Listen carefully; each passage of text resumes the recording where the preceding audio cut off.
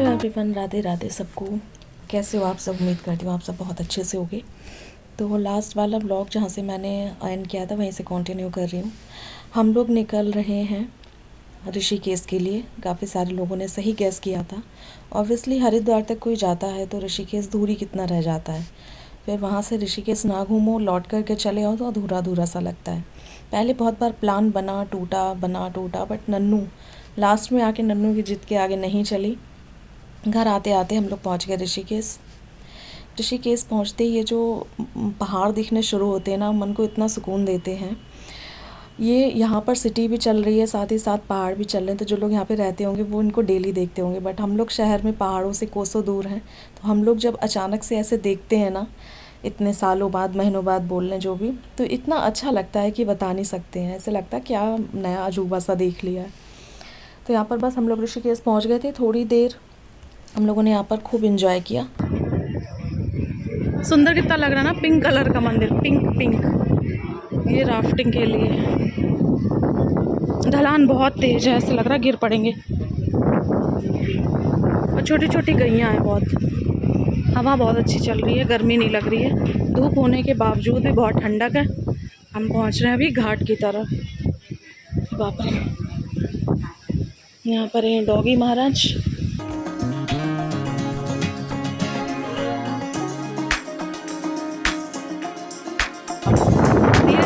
डर और लग रहा है। हम पूरी तैयारी में आए तुम्हारे पिताजी।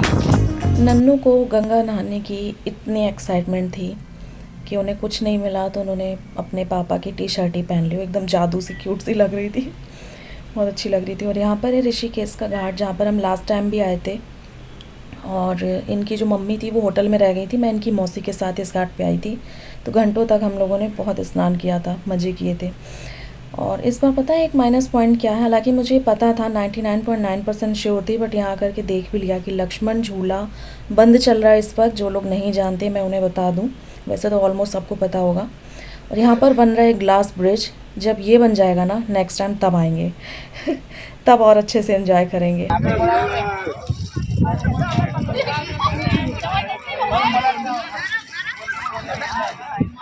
मैं आपको बार बार चारों तरफ का व्यू बहुत अच्छे से दिखा रही हूँ, क्योंकि यार हम आपस में तो जब भी ब्लॉग करते हैं बात करते हैं वही घर वही मेरी शक्ल, बट जब जहाँ हम जाते हैं वहाँ का चारों तरफ का व्यू लेना और आपके साथ शेयर करना मुझे बहुत बहुत ज़्यादा पसंद है। तो बस हम लोगों ने घंटों तक घाट पे एंजॉय किया, फिर उसके बाद हम लोग वापस ही चल रहे थे। वैसे हमने बहुत सारे होटल्स देखे, रुकने का प्लान बनाया, बट कोई फ़ायदा नहीं था, क्योंकि जितना हमें करना था उतना तो हमने कर ही लिया था एंजॉयमेंट। और फिर थकावट सी भी हो गई थी, तो मैंने कहा कि चलो घर ही चलते हैं वापस।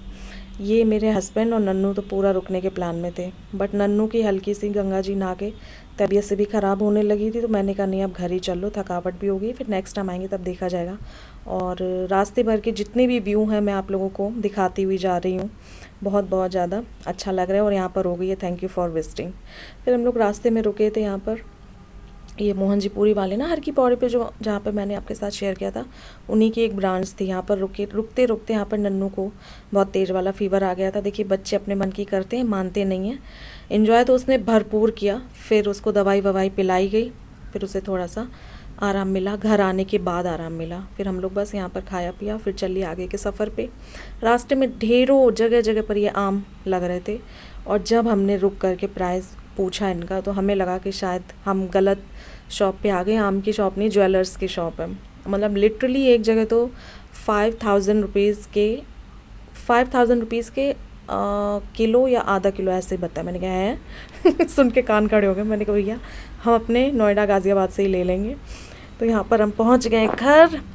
बहुत ज़्यादा थकावट हो गई थी। घर जाके तो एकदम ऐसे चूर हुए कि सुबह ही उठे। और उठते ही उठते नन्नू ने देखिए हर की पौड़ी से लिया था स्टीमर, तो वही यहाँ पर इसको सबसे पहले नन्नू को कुछ नहीं सूझा, इसको चलाने का ही उसने जिद करी। उठते ही कुछ भी काम, मतलब घर ऐसा पड़ा हुआ भी आपको दिखाऊंगी, बट उनको स्टीमर चलाना था। बच्चे होते हैं ना जो टहलाते हैं सबसे पहले उसी पर धावा बोल देते हैं। तो यहाँ पर बहुत घंटों की कोशिश के बाद भी स्टीमर नहीं चला, अभी मैं आपको दिखाऊंगी। और फिर ये अचानक से पता नहीं कैसे चल गया, पता भी नहीं चला। बहुत देर तक ट्राई किया, मतलब हमने कहा बेटा मुझे काम भी कर लेने दो, तो घर के काम बहुत पड़े हैं, जब चलेगा तब चलता रहेगा।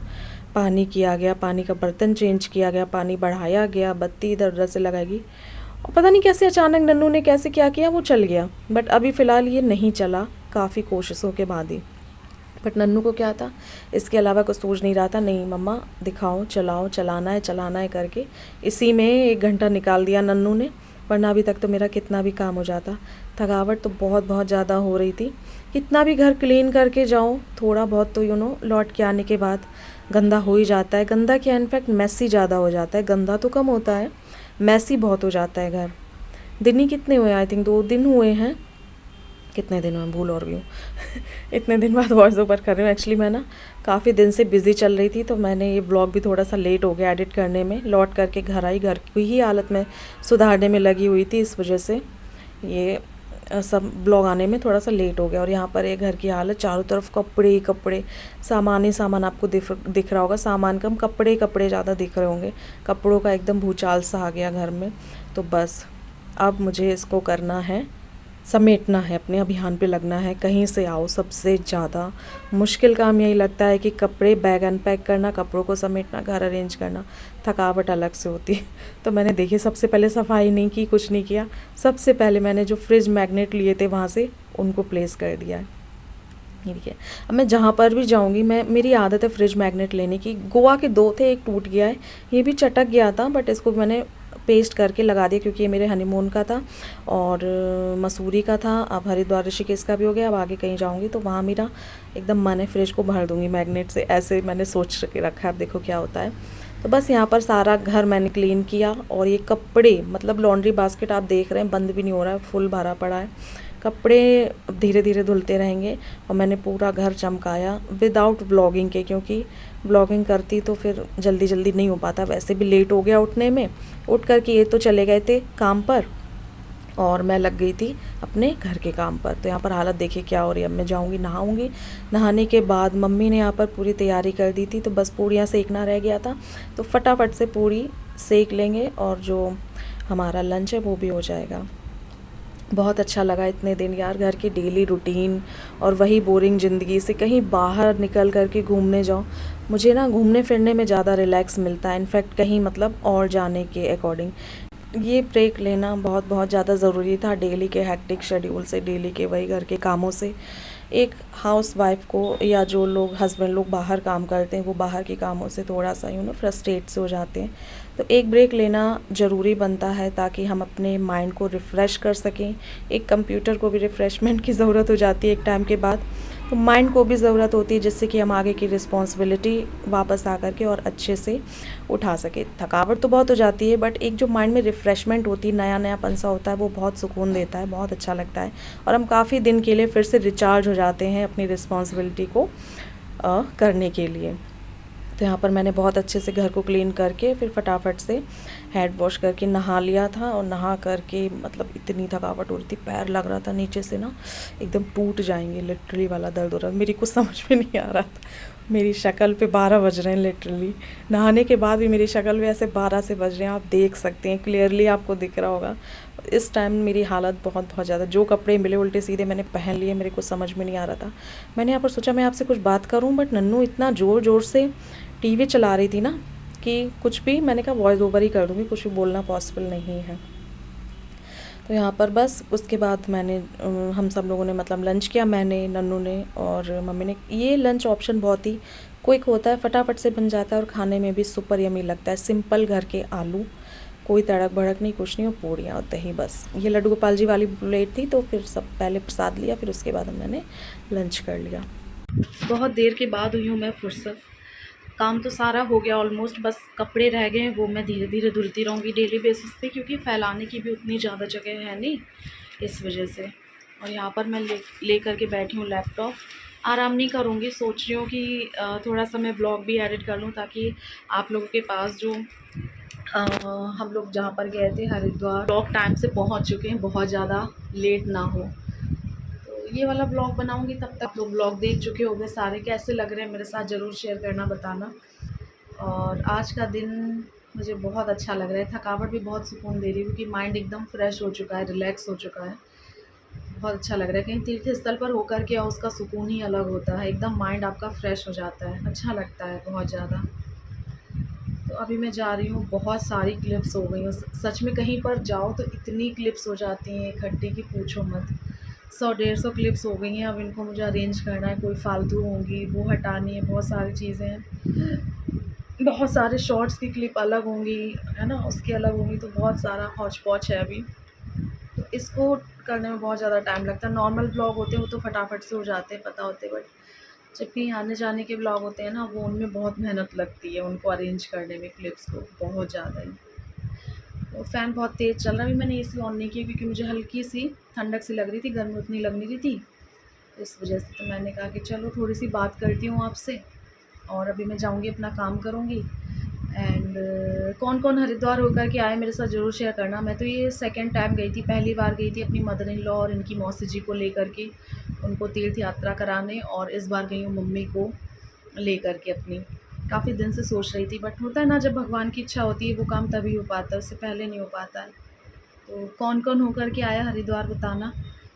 बहुत अच्छा लगता है वहाँ पर, किसी भी तीर्थ स्थल जाओ बहुत बहुत अच्छा लगता है, और अंदर से फील भी अच्छा आता है कि हाँ चलो भगवान जी ने हमें बुलाया दर्शन करने के लिए। तो चलो जी, कर लेती हूँ ब्लॉग एडिट आप लोगों के लिए, मिलती हूँ आपसे थोड़ी देर में। हाँ।